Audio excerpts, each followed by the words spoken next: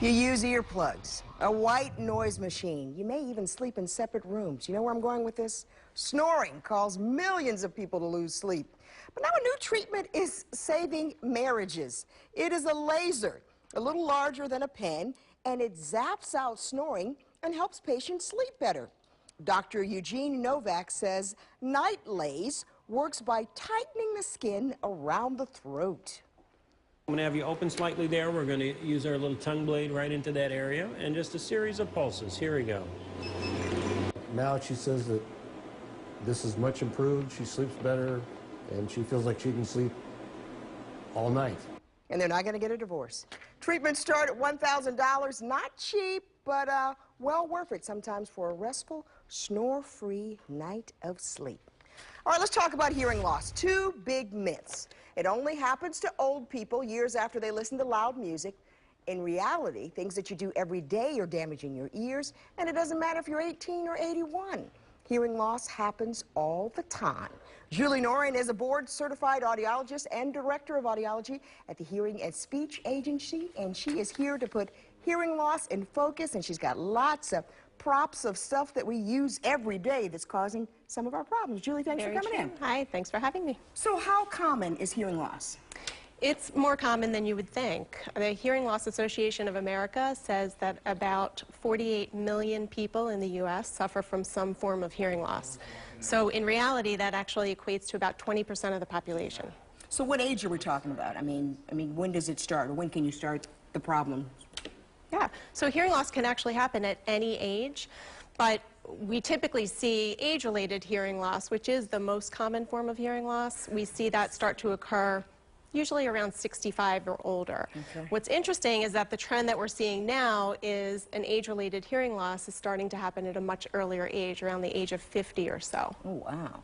So now is hearing loss different than selective hearing? Unfortunately.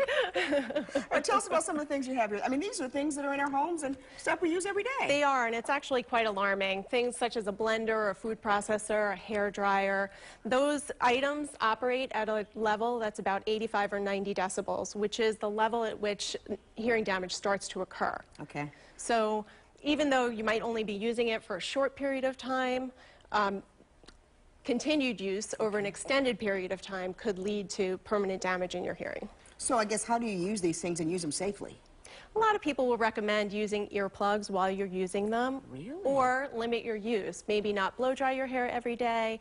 Maybe while using the food processor, if you can. If you do have one with a lid that locks, step away while it's operating. So distance yourself from the noise. This one kind of scares me right here.